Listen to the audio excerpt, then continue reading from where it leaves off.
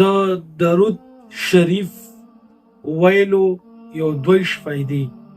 او یو قیمتي وظیفه هم پکې دا ډېر قیمتي بیان دی مس یې نه کوي راځئ چې ټول یې په شریکه باندې واورو.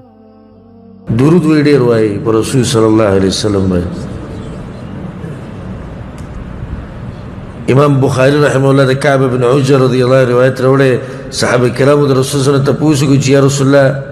موږ ته خدا پته لري چې په تا باندې سلام اچول دا څنګه دی خو دا درود دا به څنګه وایي رسول صلی الله علیه وسلم اللهم صل علی محمد الی آخر درود ابراهیمي دا کوم چې موږ وایو دا ټول نه غوره درود دی.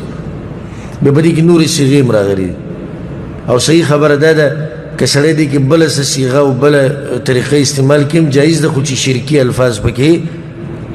الفاظ پکې نه وي. د درود دا مسله به مختصر بیان کو اگر کدام تفصیلی خبره ده پر رسول صلی الله علیه وسلم باندې درود ویل د ډېر غټ فضیلت راغلی او دا لازم دی چې د رسول صلی الله علیه وسلم تذکره وشي په هغه باندې درود دی وویلی شي. رسول صلی الله علیه وسلم په حدیث کې وایي البخیل من ذکرت عنده بخیل هغه دی چې زما تذکره د هغه په مخ کې وشي او په ما درود ونه وایي. او دویمه دا رسول صلی الله علیه وسلم وایي په منبر باندې خطو آمین وي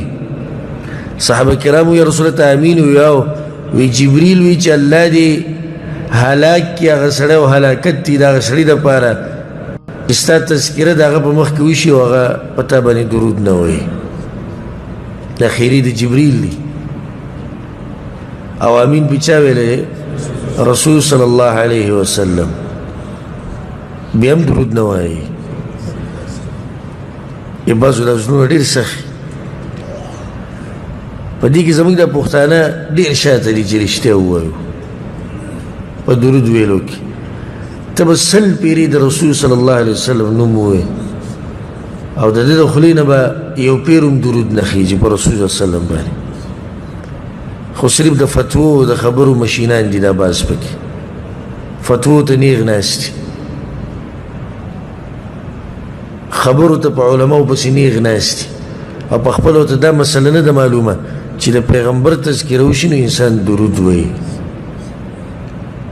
اوږده درود نشي ویلی علیه الصلاة والسلام وایه علیه السلام وایه یعنی سبرخه خو پکې واخله که نه. حدیث کې دا راځي انس بن مالک رضی الله عنه روایت ته امام احمد بن حنبل رحمه الله راوړی دی رسول صلی الله علیه وسلم وایي من صلى علي صلاة واحدة چا چې په ما باندې یو پیر درود وی صلى الله عليه 10 صلوات وحط عنه 10 خطيئات الله به په لس رحمتونه راوړي او لس ګناونه به الله کم کړي په یو پیر ویلو سره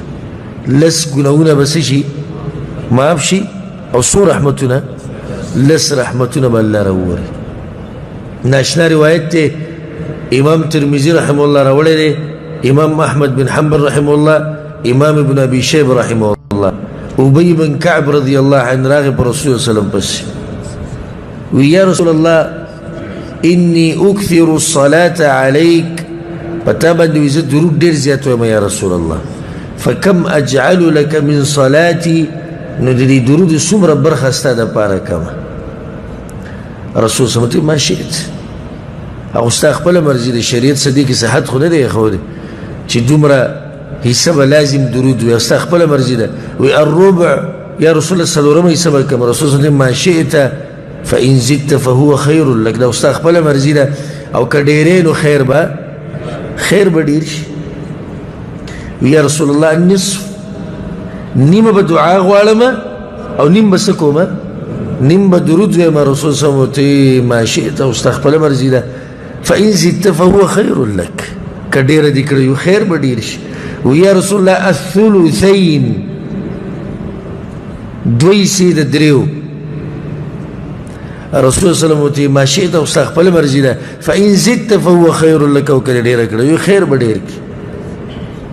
هغه یا رسول الله اجعل لك صلاتي كلها اذا نو بیا صحیح ده نو بیا به صرف په تا باندې درود ویما صرف په څه کوم درود به رسول صلی الله علیه وسلم خا بیا خو اذن بیا خو چې کله دا چل دی کونو اذن تکفى همک ويغفر لك ذنبك بیا خو بدل الله ټول غمونه ختم کی ګناونه بدل ټول وبخي دی فضیلت تاسو خیال له بیا به ختم شي ګناونه اوس غمونه او دغه دوه مسله د دوه مشکله دي مونږ غمونه دي اوس دي ګناونه دي د هر انسان ته دغه مسله ده یا غمونه دي یا ګناونه دي د ختمېدو او د غینه د خلاصېدو لاره هغه دا پر رسول الله صلی الله علیه وسلم باندې درود ډیر وایي علماء په دې باندې کتابونه لیکلي کتابونه غټ غټ پر رسول الله درود ویلو فواید او فضائل بعض علماء سدسلو د پاسه فواید ذکر کړي زره ته صرف یو شل ذکر کومه یا سره پاسه شل چې زمونږ د جذبه خډېره شي اولنی فائدہ په درودو کې هغه ده چې د رسول صلی الله علیه وسلم په خبره باندې عمل کول دي دا به ټول غټه فائدہ ده دویمه فائدہ هغه ده چې د ملائکو په شان کار کول دي ان الله وملائکته یصلون علی النبی ملائک درود وي تام درود وي نو کار دیو کو د چا په شان کار دیو کو د ملائکو په شان دریم فضیلت او فائدہ کار دیو کو د الله د کار پشان ان الله وملائکته یصلون علی النبی سلورم فائدہ لس رحمتونه بد باندې راووري په یو پیر سره لس رحمتونه پنځمه فائدہ لس درجه بد الله اوچتی لس رحمتونه راووري او سو درجه اوچتی شوي لس او شپږمه فائدہ لس نیکیانی بدل الله ولیکی اوما فائدہ لس گناونه بدن الله کم کی دا کم چې ما لس لسوی دا مسؤلیش یو کس به وی ګوره نه یو کس به وی ما ته خپوروي چې وزوي ما لس رحمتونه لس درجه سه اوچتی یا لس نیکیانی او لس گناونه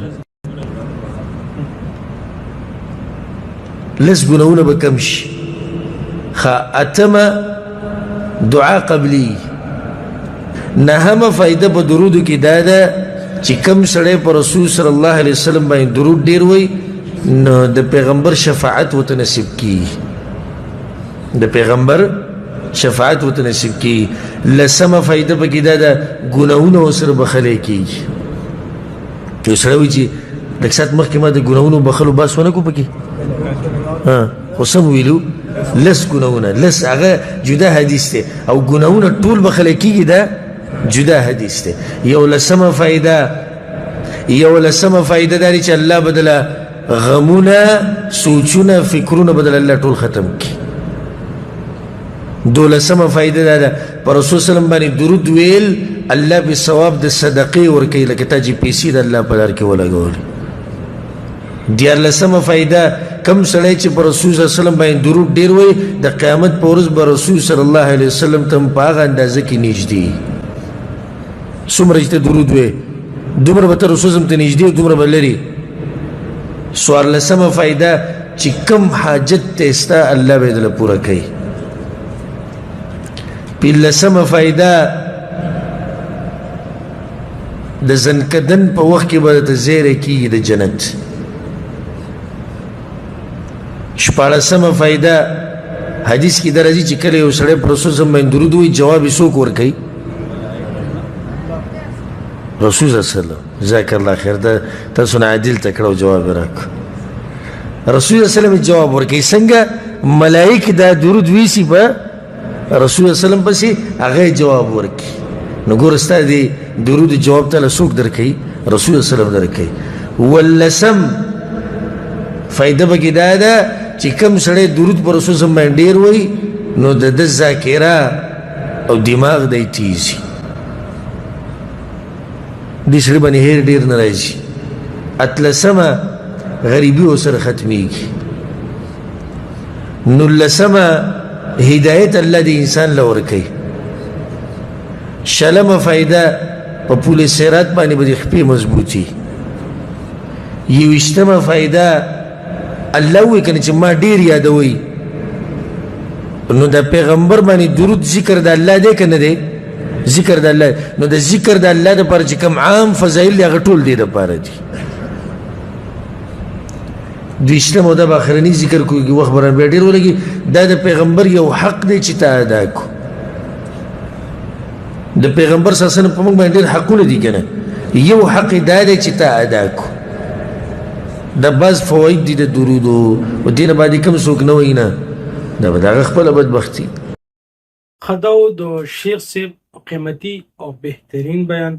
د دغه شان قیمتي او بهترینو بیاناتو لپاره تاسو موږ ځان سره سبسکرایب کړئ او زموږ ویډیو لایک کړئ، شیر یې کړئ. السلام علیکم ورحمة الله.